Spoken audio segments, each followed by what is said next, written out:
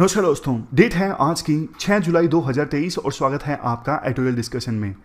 काफ़ी सारे आर्टिकल्स हम डिस्कस करेंगे। यूएस सुप्रीम कोर्ट का वहाँ पे ब्लैक्स को और दूसरी कम्युनिटीज़ को जो रिजर्वेशन दिया जाता है उसके अगेंस्ट जजमेंट आया है। तो इंडिया में क्या वैसा ही जजमेंट सुप्रीम कोर्ट का आ सकता है? इंडिया में भी रिजर्वेशन खत्म हो सकता है? पहला आर्टिकल डिस्कस करेंगे। दूसरा आर्टिकल एक नई टर्म के बारे में है, क्रिएटिव इकोनॉमी। क्या है क्रिएटिव इकोनॉमी? तीसरा आर्टिकल एससीओ, जिसका समिट हाल ही में इंडिया के द्वारा ऑर्गेनाइज किया गया। फिर उसके बाद हम आलोक मौर्य, ज्योति मौर्य का इशू जो बहुत ज़्यादा फेमस है, उसमें से एथिकल कंसिडरेशंस निकालेंगे, एथिकल इश्यूज निकालेंगे और बहुत सारे आर्टिकल्स डिस्कस करेंगे। लेकिन सबसे पहले एथिकल टर्म जो हम डेली डिस्कस करते हैं, मोरल मियोपिया। एग्जाम्पल पहले देता हूं मैं ताकि आपको इश्यू समझ में आए। मान लीजिए दो लोग हैं, ए और बी। ए मेरा भाई है और बी कोई अनजान है, वो मेरे को जानता नहीं है। अब देखो, ए पर्सन ने, जो कि मेरा भाई है, उसने ना एग्जाम में चीटिंग की। मैं भी उस एग्जाम हॉल में मौजूद हूं। उसने चीटिंग की, लेकिन मैंने चीटिंग को इग्नोर कर दिया और टीचर को नहीं बताया। मैंने जस्टिफाई कर दिया अपने आप से कि यार एग्जाम में सफल होने के लिए चीटिंग जरूरी है। तो और दूसरी तरफ अगर किसी ऐसे पर्सन ने चीटिंग की जिसको मैं नहीं जानता, उसके बारे में मैंने टीचर को बता दिया और बोला कि देखो, जो चीटिंग करना है वो गलत है। मतलब क्या है? मतलब है कि मैं अपने फायदे के लिए या फिर इमीडिएट प्रॉफिट के लिए, इमीडिएट इंटरेस्ट के लिए बड़े जो एथिकल इश्यूज है ना, वो इग्नोर कर रहा हूं। मेरा भाई चीटिंग कर रहा है, उससे मुझे फायदा हो रहा है क्योंकि भाई तो मेरा है, वो एग्जाम में सफल हो रहा है।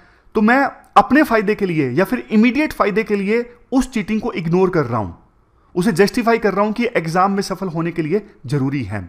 उसी प्रकार से देखिए आप एक और मोरल मियोपिया का एग्जांपल। ब्राजील की सरकार जो है अमेजोन फॉरेस्ट को कटवा रही है, कुछ हिस्से को। क्यों? जरूरी है डेवलपमेंट के लिए, लेकिन वो बड़ा इशू नहीं देख रही है। समझ गए? तो मतलब यह है कि आप इमीडिएट इंटरेस्ट के लिए, इमीडिएट प्रॉफिट के लिए एथिकल इश्यूज को इग्नोर कर देते हो, एथिकल इश्यूज को ठीक से देख नहीं पाते हो। वो है मोरल मियोपिया। आप अपने कोई पर्सनल लाइफ से एग्जांपल दीजिए। आज की डिस्कशन का first important article affirmative action से संबंधित है और आप जीएस पेपर सेकंड के इस टॉपिक से आर्टिकल को रिलेट कर सकते हो। देखो, बेसिक्स और बैकग्राउंड की बात हम पहले करेंगे। पास्ट में हमारे देश में कुछ लोगों के साथ, for example schedule caste community के लोगों के ऊपर काफ़ी ज़्यादा अत्याचार हुआ। अत्याचार के एग्जाम्पल्स मैं आपको देता हूँ। जैसे उनको अनटचेबल माना जाता था। अगर कोई छू ले हायर कास्ट का लोग तो ये सोचा जाता था कि मैं पोल्यूट हो गया हूं। उन्हें मंदिरों में नहीं एंटर करने दिया जाता था। सार्वजनिक यानी पब्लिक कुएं जो होते थे, जहां से पानी निकाला जाता था, वहां से उनको पानी नहीं निकालने दिया जाता था। इवन पब्लिक स्कूल्स में भी वो एंटर नहीं कर सकते थे। अब देखो, ये सब सिचुएशन फेस करके इन कम्युनिटीज के लोग ना आगे नहीं बढ़ पाए। अब जब इनको फोर्स किया जाएगा कि आप सिर्फ यही काम कर सकते हो, मैनुअल स्क्वेंजिंग यानी ह्यूमन वेस्ट को उठाना आपका काम है, मरे हुए एनिमल्स को उठाना आपका काम है, आपको पढ़ना नहीं है, तो फिर इन कम्युनिटीज़ के लोग आगे पढ़ नहीं पाए तो ज़्यादा जैसे जैसे जमाना चेंज हुआ उनको रोजगार नहीं मिल पाया। लेकिन देखो, फिर देश आज़ाद होता है 1947 में, नया संविधान बना। नए संविधान में ना इनको स्पेशल ट्रीटमेंट दी गई, इन कम्युनिटीज़ को स्पेशल ट्रीटमेंट दी गई, फॉर एग्जांपल एससी और एसटी कम्युनिटी के लोगों को। और जो स्पेशल ट्रीटमेंट दी गई ना, वो क्या है? वो ये है कि आपको रिजर्वेशन मिलेगा कॉलेजेस के एडमिशंस में, जॉब्स में आपको रिजर्वेशन मिलेगा। एससी कम्युनिटी के लोगों को 15% और एसटी को 7.5%।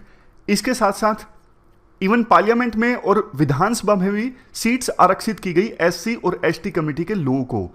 यह रिजर्वेशन दिया गया ताकि पास्ट में इन लोगों पे जो अत्याचार हुआ ना, ये आगे नहीं बढ़ सके। तो पास्ट में जो इनके साथ गलत हुआ उसकी भरपाई अब की जा सके। पास्ट में तो ये लोग नहीं पढ़ सके थे, लेकिन अब इनको पढ़ाया जाए। यही है एफर्मेटिव एक्शन। एफर्मेटिव एक्शन की टेक्निकल डेफिनेशन आपको बताऊं। पास्ट में जो कुछ कम्युनिटीज के साथ में अत्याचार हुआ है ना, उनका शोषण हुआ है, उनको कम मौके मिले हैं, उसकी भरपाई की जाए। आज के समय में उनको ज्यादा मौके देके, उनको ज्यादा अपॉर्चुनिटी देके। यही चीज है एफर्मेटिव एक्शन। और ये सिर्फ देखो इंडिया में नहीं होता, यूएस में भी एफर्मेटिव एक्शन है।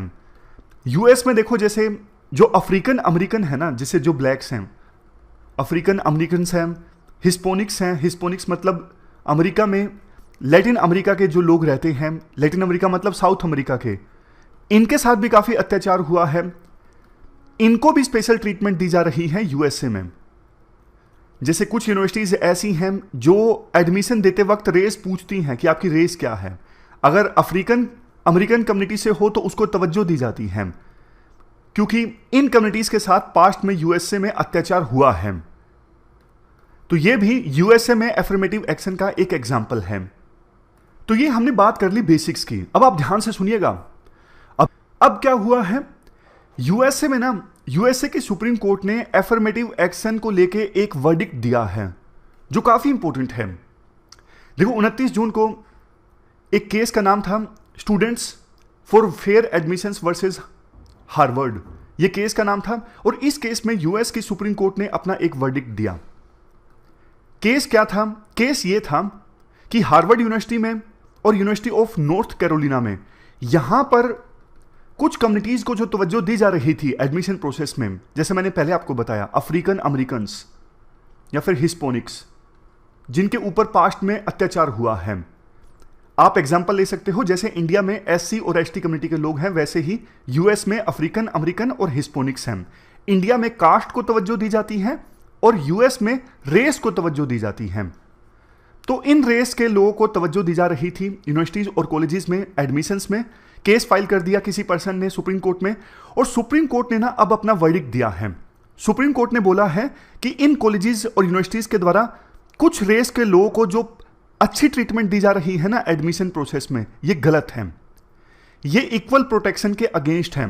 यूएस के संविधान का 14th अमेंडमेंट है, और ये जो अमेंडमेंट है ना 14वां, ये इक्वल प्रोटेक्शन की बात करता है, सभी रेसिस को इक्वल प्रोटेक्शन।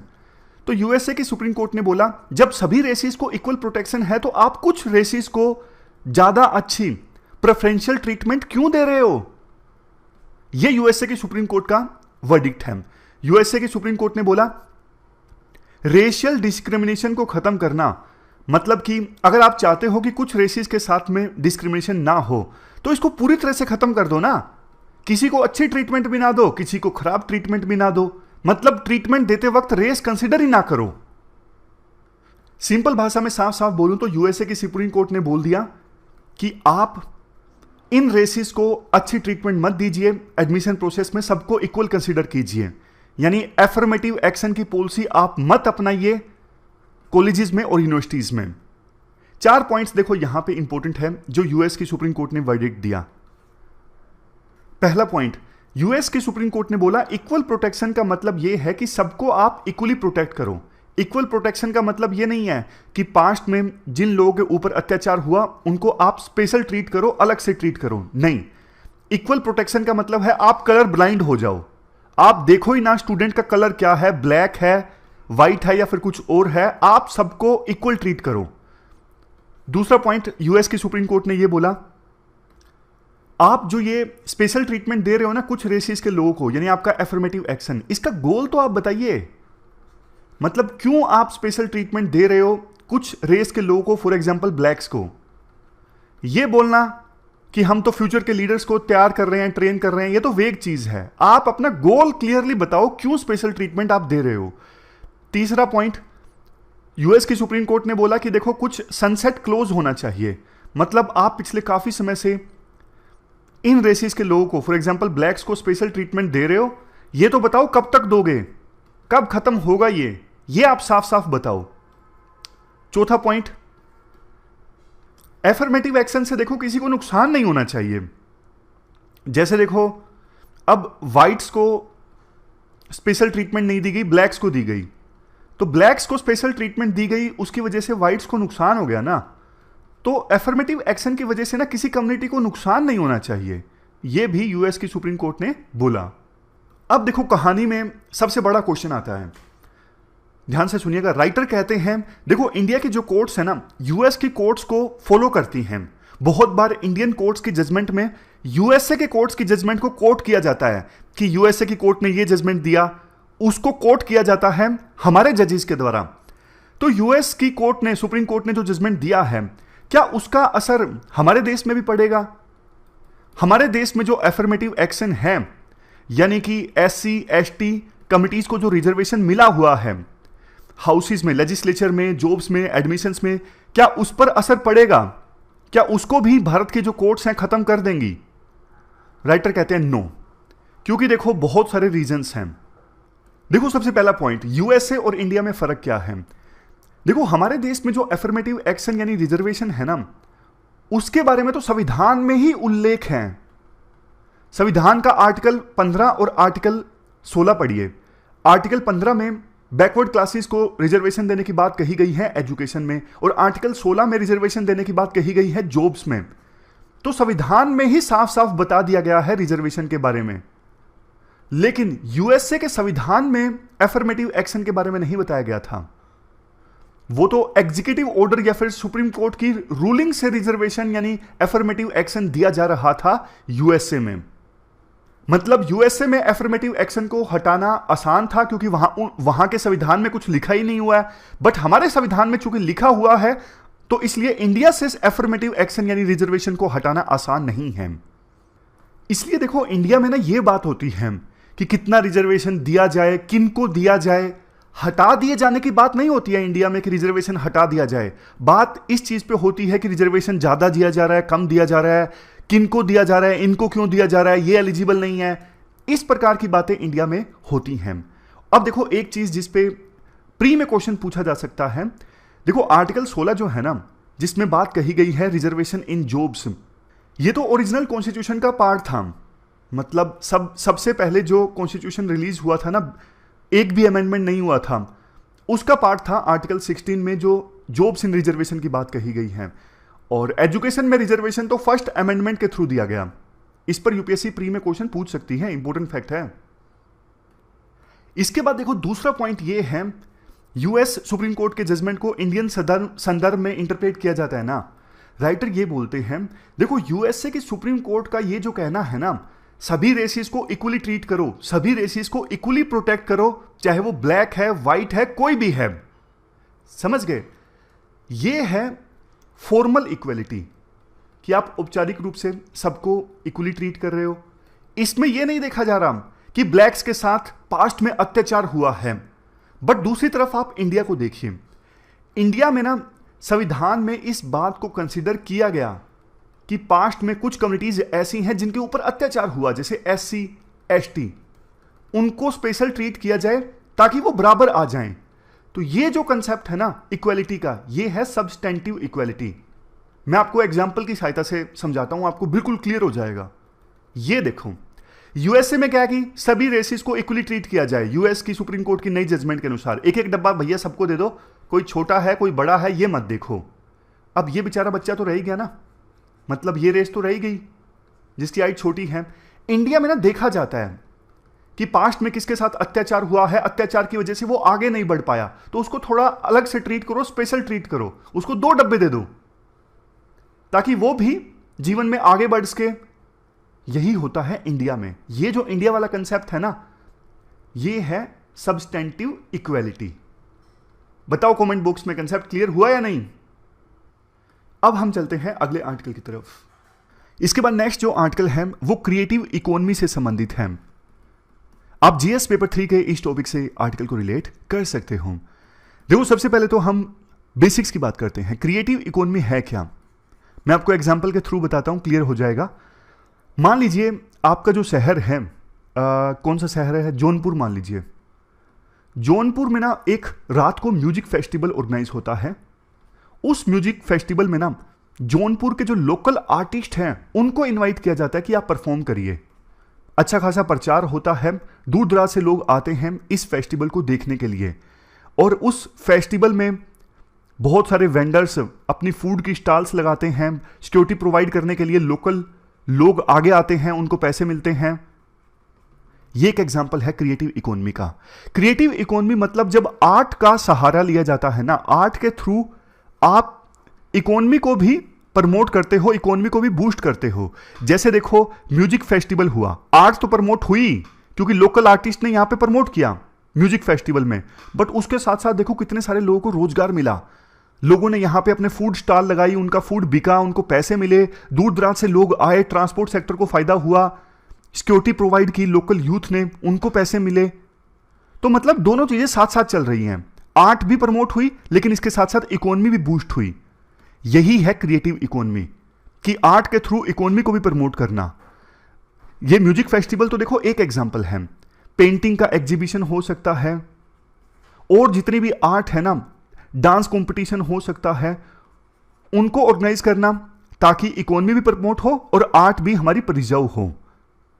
ये क्रिएटिव इकोनॉमी देखो वेस्टर्न कंट्रीज में तो जो डेवलप हो चुकी है ना, वहां पे क्रिएटिव इकोनॉमी के एग्जांपल्स बहुत ज्यादा देखने को मिलते हैं।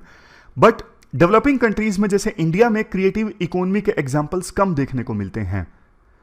अगर ऐसा होना, बहुत सारे फायदे होंगे, बहुत सारी जॉब्स क्रिएट की जा सकती हैं, इकोनॉमिक ग्रोथ में फायदा होगा, टूरिज्म में फायदा होगा, इवन एक्सपोर्ट में भी फायदा होगा, सोसाइटी का भी डेवलपमेंट होगा, हर चीज में फायदा होगा अगर क्रिएटिव इकोनॉमी को सरकार के द्वारा प्रमोट किया जाता है।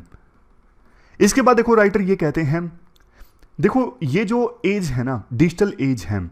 अब इसमें आपको पता है जो आर्टिस्ट लोग हैं ना, जैसे कोई म्यूजिक तैयार करता है, कोई गाना गाता है, कोई डांस करता है, कोई पेंटिंग बनाता है, उनके लिए देखो ये बात सच है कि डिजिटल ईरा में अपॉर्चुनिटीज यानी मौके बहुत सारे मिले हैं उनको। मतलब जैसे मौके, जैसे ई कॉमर्स वेबसाइट की सहायता से अपना गाना अपलोड कर दिया या फिर पेंटिंग बेच दी, मतलब ई कॉमर्स वेबसाइट की सहायता से अपनी आर्ट को बेच दिया, यूट्यूब और दूसरे सोशल मीडिया प्लेटफॉर्म्स के थ्रू अपना गाना अपलोड कर दिया या फिर डांस अपलोड कर दिया, उस पर व्यू आए और आर्टिस्ट फेमस हो गया। मतलब डिजिटल एज की वजह से अब ना आर्टिस्ट लोग जो है ना, वो बहुत बड़ी दुनिया तक पहुंच सकते हैं अगर उनमें टैलेंट है तो। लेकिन देखो राइटर ये कहते हैं, कहने को देखो ये बात सच है, बट ना आर्टिस्ट भी बहुत सारे चैलेंजेस फेस करते हैं।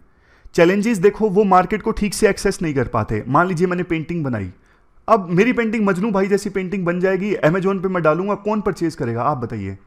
वो पीछे पीछे चली जाएगी, अमेजोन उसको प्रमोट ही नहीं करेगा।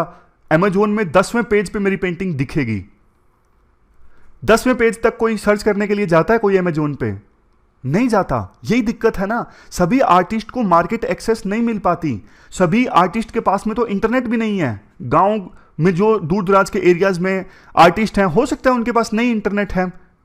और दूसरा देखो, आज के समय में ना आर्ट वर्ल्ड में कितने सारे क्राइम्स होते हैं। क्राइम्स जैसे कि देखो, पेंटिंग मैंने बनाई लेकिन चुरा लिया किसी और ने और बोल दिया कि ये पेंटिंग तो मैंने बनाई है। कोई सेंट्रल डेटाबेस तो होता नहीं है कि जैसे ही मैं पेंटिंग बनाऊं मैं अपलोड कर दूं, उस पर टैग लग जाए कि भैया ये मेरी पेंटिंग है और कोई मत बेचना अपने नाम से। इस प्रकार के क्राइम बहुत ज्यादा होते हैं इंडिया में, और आर्ट को प्रिजर्व करना भी काफी ज्यादा मुश्किल है इंडिया में। बहुत बार ऐसा भी होता है कि नकली पेंटिंग बेच दी जाती है, जैसे महात्मा गांधी की, रविंद्रनाथ टैगोर की, इनकी पेंटिंग्स नकली बेच दी गई बोल के कि असली है, और भारी भरकम रकम लेके। पास्ट में ऐसी बहुत सारी रियल टाइम घटनाएं हुई हैं। और कई बार पेंटिंग्स का सहारा लिया जाता है ब्लैक मनी जनरेट करने के लिए, ब्लैक मनी को इधर से उधर करने के लिए।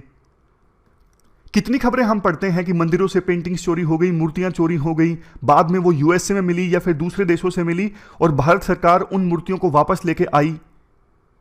तो देखो, इन सब चैलेंजेस को ना एड्रेस करने की आवश्यकता है। राइटर एक चीज सबसे पहले ये सजेस्ट करते हैं, देखो जो आर्टिस्ट होता है ना, उसके लिए सबसे बड़ी चीज क्या होती है? उसकी आर्ट। अब वो आर्टिस्ट ना बिजनेसमैन के तौर पे काम नहीं कर सकता, मतलब वो पेंटिंग भी बनाए और वो उसे मार्केट में बेचने भी जाए, समझ गया? वो ऐसा काम नहीं कर सकता। वो पेंटिंग बना सकता है आर्टिस्ट। तो आर्टिस्ट के बिजनेस एस्पेक्ट को ध्यान में रखते हुए सरकार को कुछ करना चाहिए। जैसे देखो, आर्टिस्ट ने पेंटिंग बना दी, अब आर्ट गैलरीज ही नहीं है उसकी पेंटिंग को परचेज करने के लिए, तो फिर क्या करेगा वो बेचारा पेंटिंग बना के? तो आर्टिस्ट का बिजनेस का काम ना कोई और देख ले, ये चीज सरकार को प्रमोट करने की आवश्यकता है। समझ गए? अब एक और एग्जांपल मैं आपको देता हूं। अब मान लीजिए आर्टिस्ट ने पेंटिंग बना दी, उसको यही नहीं पता किस प्रकार की पेंटिंग मार्केट में चल रही है, उसके पास कोई मार्केट रिसर्च ही नहीं है, तो फिर वो डिमोटिवेट हो जाएगा, यार मैं इतनी मेहनत से पेंटिंग बनाता हूं, कोई खरीदता ही नहीं। जबकि उसके पास अगर मार्केट रिसर्च हो ना कि इस प्रकार की पेंटिंग चलती है, तो वो आर्टिस्ट शायद उसी प्रकार की पेंटिंग में मेहनत करेगा। तो पहला पॉइंट है मार्केट एक्सेस, दूसरा पॉइंट है मार्केट रिसर्च। इन कामों में सरकार को आर्टिस्ट लोगों की मदद करनी चाहिए। अब देखो एक और पॉइंट आता है जो हमने शुरुआत में डिस्कस किया कि क्रिएटिव इकोनॉमी में जैसे म्यूजिक फेस्टिवल वगैरह ऑर्गेनाइज करवा दिए। अब देखो यहां पे भी ना सरकार ऐसा कर सकती है, लेकिन प्रॉपर ट्रांसपेरेंसी के साथ में। ऐसा ना हो कि इसमें भी ना आप कुछ फेमस आर्टिस्ट को बुला लो 2-3 को, और ट्रांसपेरेंसी कुछ है नहीं कि किसको बुला रहे हो, क्यों बुला रहे हो, किस क्राइटेरिया पे बुला रहे हो, और क्रिएटिव इकोनॉमी का फायदा सिर्फ 2-3 आर्टिस्ट को हो जो ऑलरेडी फेमस हैं। ऐसा नहीं होना चाहिए। एक ऑब्जेक्टिव क्राइटेरिया होना चाहिए क्रिएटिव इकोनॉमी में भी, कौन से आर्टिस्ट को आप ज्यादा रिप्रेजेंटेशन दे रहे हो। नेक्स्ट सॉल्यूशन राइटर ये देते हैं, जैसे देखो आर्ट वर्क्स की जो चोरी हो जाती है ना, सबसे पहले एक सेंट्रल डेटाबेस बनना चाहिए जिसमें हर एक आर्ट, जो भी इंपॉर्टेंट आर्ट्स है ना, उसके बारे में इंफॉर्मेशन हो, किसकी ये आर्ट है, किसने बनाई है, कहां से ओरिजिन हुई है, सारी इंफॉर्मेशन हो उस आर्ट के बारे में। फॉर एग्जांपल मूर्ति है तो मूर्ति के बारे में। जैसे देखो हमारे देश में हर एक पर्सन का आधार कार्ड नंबर है ना, आधार नंबर है, वैसे ही हर एक आर्ट वर्क को एक नंबर दिया जा सकता है। इससे आसानी हो जाएगी। और दूसरा एक ना प्रॉपर तरीका होना चाहिए सरकार के पास में। वैसे तो इससे हो जाएगा सेंट्रल डेटाबेस से, लेकिन फिर भी आपको ना आपके पास एक फुल प्रूफ मैकेनिज्म होना चाहिए कि आप ऑथेंटिकेट कर सको यही असली आर्ट वर्क है। मान लीजिए मैंने पेंटिंग बनाई, अब किसी दूसरे ने मेरी पेंटिंग की कॉपी कर ली और बोला कि यह पेंटिंग तो मैंने बनाई है, तो सरकार के पास ना एक मैकेनिज्म होना चाहिए यह पता लगाने के लिए कि ऑथेंटिक पेंटिंग कौन सी है, किसने बनाई है। और जो हमारे देश से आर्ट वर्क को चुरा लिया जाता है उस पर सरकार काफी सीरियस हुई है, और भी ज्यादा सीरियस होने की आवश्यकता होती है। मतलब इंटरनेशनल कोऑपरेशन का स्कोप यहां पे काफी ज्यादा है। नेक्स्ट पब्लिक अवेयरनेस, और फिर उसके बाद एडवांस टेक्नोलॉजी फॉर ऑथेंटिकेशन। ये सारे स्टेप्स सरकार को लेने चाहिए। सरकार क्या कर सकती है, एक कैपेसिटी बिल्डिंग सेंटर तैयार कर सकती है। ये कैपेसिटी बिल्डिंग सेंटर क्या करेगा, जो स्टार्टअप्स इस आर्ट के काम में बिजनेस स्टार्ट करना चाहते हैं ना, जैसे कोई कंपनी है मान लीजिए वो इस दुनिया में आना चाहती है जो म्यूजिक फेस्टिवल ऑर्गेनाइज करवाना चाहती है, तो ऐसे स्टार्टअप्स को जो आर्ट की दुनिया में काम करना चाहते हैं, ये कैपेसिटी बिल्डिंग सेंटर ऐसे स्टार्टअप्स को गाइडेंस प्रोवाइड करेगा, टेक्निकल सपोर्ट देगा, इंफ्रास्ट्रक्चर प्रोवाइड करेगा, इन्वेस्टर्स को की एक्सेस दिलवाएगा, नेटवर्क अपॉर्चुनिटीज प्रोवाइड करेगा। तो ऐसा ही एक कैपेसिटी बिल्डिंग सेंटर सरकार बना दे जो स्टार्टअप्स की मदद करेगा। उसी प्रकार से एक फैसिलिटेशन सेंटर सरकार आर्टिस्ट के लिए बना दे। ये फैसिलिटेशन सेंटर आर्टिस्ट के साथ नॉलेज शेयर करेगा, उनको इकोनॉमिकली इंपावर करेगा, उनको बताएगा कि आप यहां पे भी काम कर सकते हो। मतलब वो सारी चीजें जो हम बात कर रहे थे कि मार्केट की एक्सेस, मार्केट की रिसर्च, वो सारा काम करेगा ये फैसिलिटेशन सेंटर। तो ये पूरा आर्टिकल हमने डिस्कस किया क्रिएटिव इकोनॉमी के बारे में। अब चलते हैं अगले आर्टिकल की तरफ। इसके बाद नेक्स्ट आर्टिकल SCO यानी संघाई कोऑपरेशन ऑर्गेनाइजेशन से संबंधित है। आप GS पेपर सेकंड के इस टॉपिक से आर्टिकल को रिलेट कर सकते हो। देखो 2017 में इंडिया SCO का मेंबर बना था, और उस समय ना इंडिया ने बहुत सारे आर्गुमेंट्स दिए थे, मतलब भारत सरकार ने बहुत सारी बातें बोली थी कि SCO का मेंबर बनने से हमें यह फायदा होगा।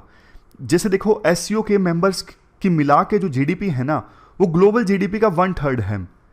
SCO के मेंबर कंट्रीज के बीच में जो ट्रेड होता है ना, वो ग्लोबल ट्रेड का 20% है। SCO मेंबर कंट्रीज के पास ग्लोबल ऑयल रिजर्व का 20% ऑयल रिजर्व है। और सबसे लास्ट में SCO के मेंबर कंट्रीज के पास में पूरे वर्ल्ड में जितना नेचुरल गैस का रिजर्व है ना, उसका 44% SCO के मेंबर कंट्रीज के पास में है। उस समय भारत सरकार ने यह भी बोला था कि SCO का मेंबर बनने से रीजनल सिक्योरिटी और कनेक्टिविटी और मजबूत होगी। और देखो इंडिया के जो एनिमी कंट्रीज है ना, पाकिस्तान और चाइना, अगर इंडिया इनके साथ SCO में होता है ना, तो ज़्यादा अच्छे से इन पे नज़र रख सकता है, बजाय इसके कि बाहर रहे इंडिया SCO से और हमारे दुश्मन देश आपस में कोऑपरेट करते रहें SCO के अंदर। तो इंडिया ने सोचा इससे अच्छा तो यही है कि मैं भी मेंबर बनूं और देखूं तो सही कि इनके बीच में क्या खिचड़ी चल रही है, क्या खिचड़ी पक रही है। समझ गए? तो इसी कंसेप्ट के आधार पर इंडिया ने SCO का मेंबर कंट्री बनने का निर्णय लिया 2017 में। आर्ग्यूमेंट्स देखो और भी हैं। जैसे एससीओ का मेंबर बनने से सेंट्रल एशियन कंट्रीज के साथ में रिश्ते मजबूत होंगे। और इंडिया की जो रणनीति है ना मल्टी अलाइनमेंट की, कि आप ना किसी ग्रुप में शामिल ना हो, आप सबके साथ अच्छी अलाइनमेंट करो, सबके साथ अच्छे रिश्ते मेंटेन करो। एक तरफ इंडिया एससीओ का मेंबर है जिसमें रशिया और चाइना है, दूसरी तरफ इंडिया क्वेड का भी मेंबर है। जैसा देश वैसा भेष, मतलब सिचुएशन के हिसाब से इंडिया अपने रंग में रंग जाता है। यूएसए वाले ग्रुप का भी पार्ट है और रशिया चाइना लेड ग्रुप का भी पार्ट है। यही चीज इंडिया की हाल ही में यूक्रेन वार में भी देखने को मिली। यूक्रेन वार के इश्यू पर इंडिया की न्यूट्रल पोजीशन, यूएसए के लाख कहने पर इंडिया ने रशिया को क्रिटिसाइज नहीं किया, बल्कि रशिया से फ्यूल, फर्टिलाइजर, ऑयल, ये सब चीजें परचेज की। तो मतलब इंडिया ने समय समय पर यह शो किया है कि अभी हम किसी ग्रुप का पार्ट नहीं है। तो ये तो हमने पूरा बैकग्राउंड और बेसिक्स डिस्कस किया। अब हम बात करते हैं अभी क्या हुआ है। देखो हाल ही में ना एससीओ का समिट ऑर्गेनाइज हुआ था और समिट में प्रेसिडेंसी इंडिया के पास थी। इंडिया चाहता तो फिजिकली भी ये समिट ऑर्गेनाइज हो सकता था, मतलब एससीओ के मेंबर कंट्रीज इंडिया में आते, यहां पे बैठ के मिल के चाय पी के बात करते क्या करना चाहिए, कौन सा जॉइंट स्टेटमेंट निकालनी है। लेकिन इंडिया ने बोला एससीओ के मेंबर कंट्रीज को कि भैया आप यहां पे मत आइए, हम ऑनलाइन मीटिंग कर लेंगे, जूम मीटिंग हम कर लेंगे। समझ गए। अब एक क्वेश्चन आपके मन में भी दिमाग में आया होगा, क्यों ऐसा, क्यों इंडिया ने किया? एससीओ के मेंबर कंट्रीज के जो प्रेसिडेंट और प्राइम मिनिस्टर हैं उनको इंडिया में क्यों नहीं आने दिया? जूम मीटिंग की बात क्यों कही? क्योंकि देखो मैं आपको बताता हूं, पाकिस्तान के साथ हमारी टेंशन्स हैं। पाकिस्तान के प्रधानमंत्री इंडिया में आते तो रूलिंग पार्टी जो है बीजेपी वो ऑकवर्ड महसूस करती। चाइना के प्रेसिडेंट शी जिनपिंग वो इंडिया में आते तो भी रूलिंग पार्टी एम्बेरेस्ड महसूस करती कि एक तरफ एलएसी पर टेंशन है, आप चाइना के राष्ट्रपति का स्वागत कर रहे हो इंडिया में।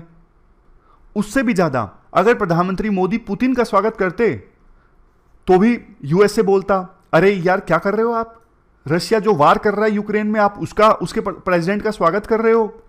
पुतिन जिसने इतने लोगों को मरवा दिया, ये यूएसए बोलता। ये यूएसए का पर्सपेक्टिव है कि पुतिन जिन्होंने इतने लोगों का मार दिया, आप उनका स्वागत क्यों कर रहे हो? तो इंडिया ने सोचा छोड़ो यार, हम जूम मीटिंग कर लेंगे, हम नहीं बुलाते उनको यहां पर। तो इसीलिए इंडिया ने ना ज्यादा तवज्जो नहीं दिया एससीओ के समिट को। प्रधानमंत्री मोदी ने यूएसए की यात्रा को ज्यादा तवज्जो दी बजाय के एससीओ के समिट को। समझ गए?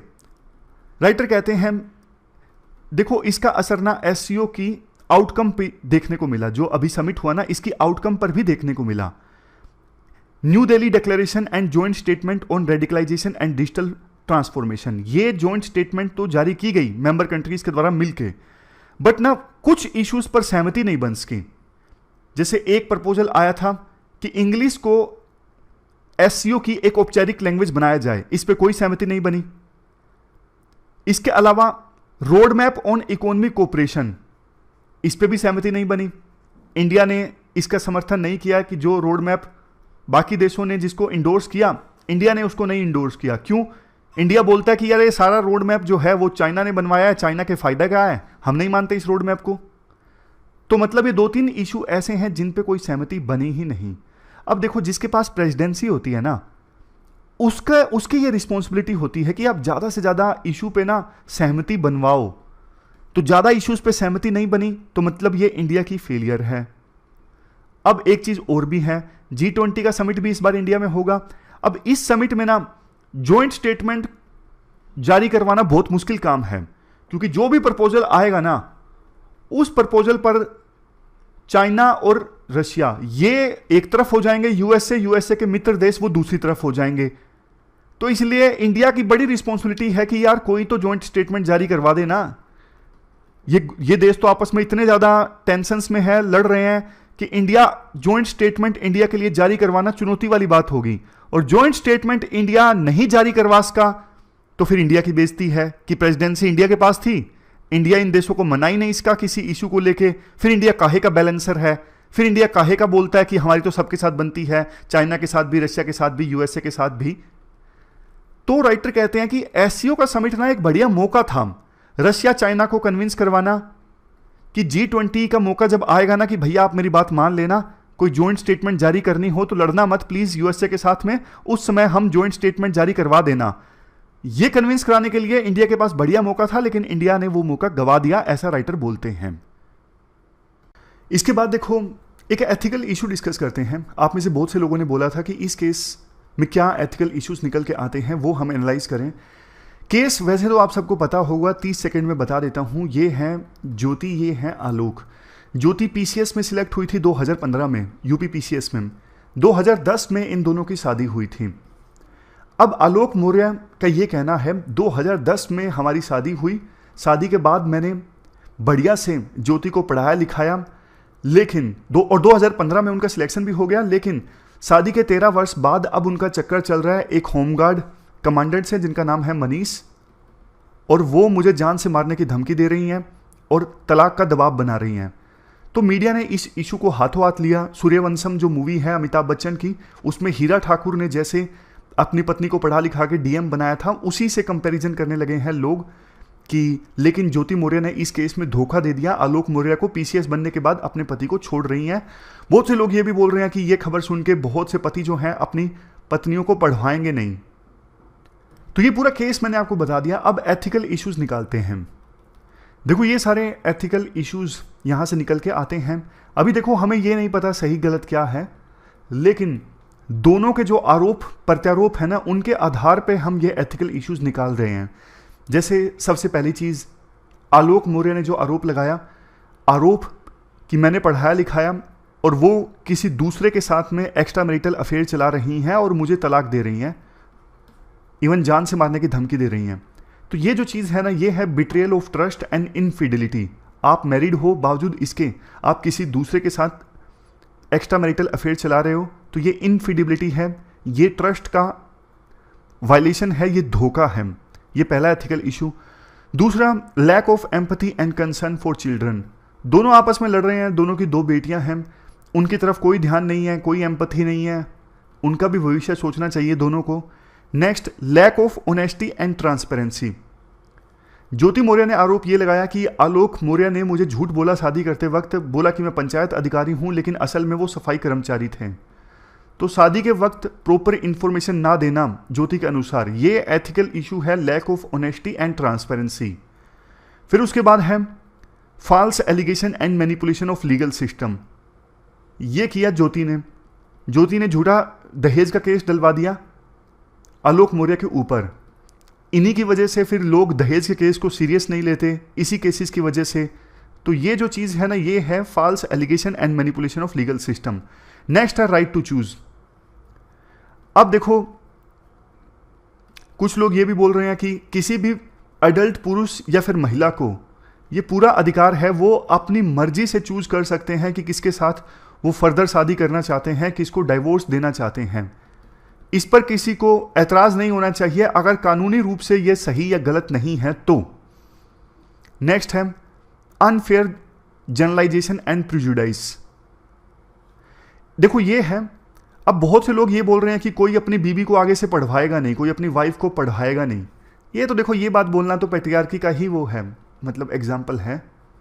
आप अनफेयर जनरलाइज नहीं कर सकते, मतलब ज्योति मौर्य ने ऐसा किया तो सभी वाइफ्स ऐसा करेंगी, ऐसा नहीं होता है। आप किसी रिश्ते की पवित्रता को नहीं खत्म कर सकते एक केस के कारण, आप प्रिजुडाइज नहीं हो सकते हो, समझ गए।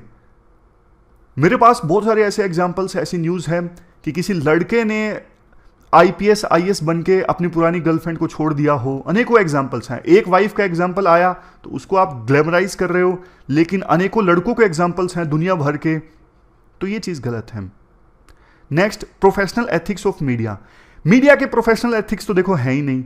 आप इनोसेंस पहले ही प्रिज्यूम कर रहे हो, आप इन्वेस्टिगेशन अथॉरिटी नहीं हो, आप किसी की प्राइवेसी और कॉन्फिडेंशियलिटी को की धज्जियां उड़ा रहे हो, केस को बहुत बुरी तरह से सेंसेशनलाइज कर रहे हो, रिस्पॉन्सिबल रिपोर्टिंग नहीं कर रहे हो, आप किसी की डिग्निटी की रिस्पेक्ट नहीं कर रहे हो।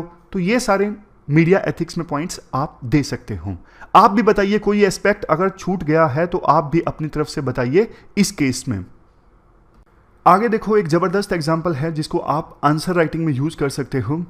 राजस्थान की एक कोर्ट ने ना ये बोला है, जिस सिटीजन ने crime, wild life crime expose किया, उसको इनाम का आधा पैसा मिले। जैसे देखो, ए कोई पर्सन है जिसने चिंकारा को मार दिया, चिंकारा जो कि राजस्थान का स्टेट एनिमल है, अब उसके ऊपर मान लीजिए 1 लाख रुपए फाइन लगाया गया, तो बी पर्सन जिसने बताया पुलिस को कि ए पर्सन ने चिंकारा को मार दिया है, तो बी पर्सन रिस्पॉन्सिबल सिटीजन है। तो जो फाइन लगाया गया है ना ए पर्सन के ऊपर चिंकारा को मारने के लिए, उसका आधा जो पैसा है ना वो बी को दिया जाए, क्योंकि बी रिस्पॉन्सिबल सिटीजन है, उसने क्राइम को उजागर किया। वाइल्ड लाइफ को प्रोटेक्ट करना बहुत ज़्यादा जरूरी है, ये हर एक नागरिक की ड्यूटी है। इवन संविधान में लिखा हुआ है आर्टिकल 51A(g) में। तो ये एग्जाम्पल आप यूज कर सकते हो, पेनल्टी का आधा पैसा उस सिटीजन को जिसने क्राइम को एक्सपोज किया है। इसके बाद लास्ट में एक आर्टिकल है स्मार्ट बैंडेज से संबंधित। स्मार्ट बैंडेज क्या है? देखो, कुछ घाव यानी कुछ वाउंड्स ऐसे होते हैं जो बहुत समय में भरते हैं या फिर भरते ही नहीं हैं। फिल्मों में डायलॉग भी आता है ना कि कुछ घाव को भरने में बहुत समय लग जाता है। हालांकि फिल्मों में डायलॉग होता है वो इमोशनल डायलॉग होता है, बट वास्तव में कुछ वाउंड्स, कुछ घाव ऐसे होते हैं बॉडी पर जिनको भरने में बहुत समय लग जाता है या फिर वो भरते ही नहीं है। तो ये जो बैंडेज है ना, स्मार्ट बैंडेज, ये उस घाव पे लगेगा तो ना मॉनिटर करेगा घाव की अभी क्या सिचुएशन है। सेंसर लगे होते हैं इस स्मार्ट बैंडेज में जो कि सेंस करेंगे कि घाव से यानी वाउंड से किस प्रकार का फ्लूइड निकल रहा है, और उसकी सारी इंफॉर्मेशन स्मार्ट बैंडेज के द्वारा मोबाइल फ़ोन को दी जाएगी। मोबाइल फ़ोन के थ्रू डॉक्टर्स चेक कर सकते हैं घाव की क्या सिचुएशन है। इसके साथ साथ स्मार्ट बैंडेज में ना इलेक्ट्रोड्स भी लगी होंगी, वो इलेक्ट्रोड्स मेडिकेशन भी रिलीज कर सकती हैं जिससे कि टिश्यूज़ की ग्रोथ जल्दी हो घाव में और घाव जल्दी से भरे।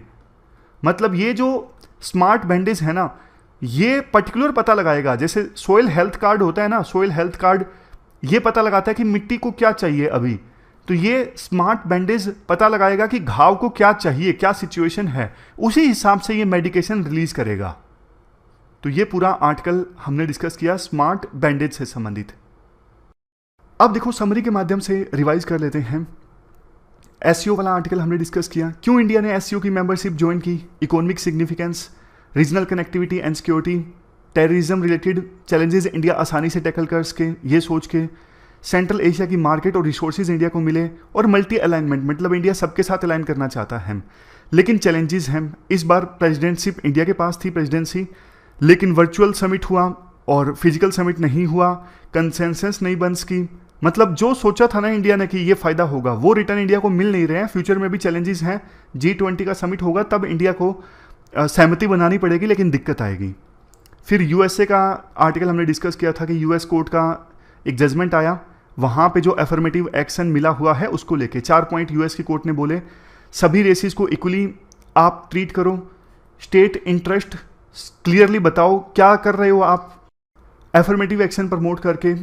उसके बाद सनसेट क्लास की बात कही कि बताओ कब खत्म होगा, और सबसे लास्ट में किसी रेस को आप डिसएडवांटेज में मत रखो। तो ये बात यूएस की कोर्ट ने बोली। उसके बाद हमने डिस्कस किया कि यूएस के संविधान और इंडिया के संविधान में क्या फ़र्क है अफर्मेटिव एक्शन को लेके। यूएस में फॉर्मल इक्वालिटी को प्रमोट किया जा रहा है, इंडिया में सब्सटेंटिव इक्वालिटी को।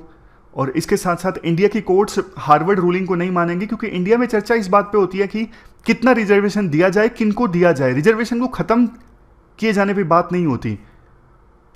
और सनसेट क्लास का तो देखो इंडिया में भी रेलेवेंस है, कुछ लोग बोलते हैं कि सनसेट क्लास तो होना चाहिए। कब ये सनसेट क्लास आएगा, कब रिजर्वेशन खत्म होगा, कुछ पॉइंट तो रखा जाए कि ये टारगेट अचीव होने के बाद रिजर्वेशन खत्म हो जाएगा। ये एक क्वेश्चन है जिसका आंसर आज आपको देना है 250 वर्ड्स में। वेबसाइट पे जाके आप क्वेश्चंस का आंसर जरूर दीजिएगा।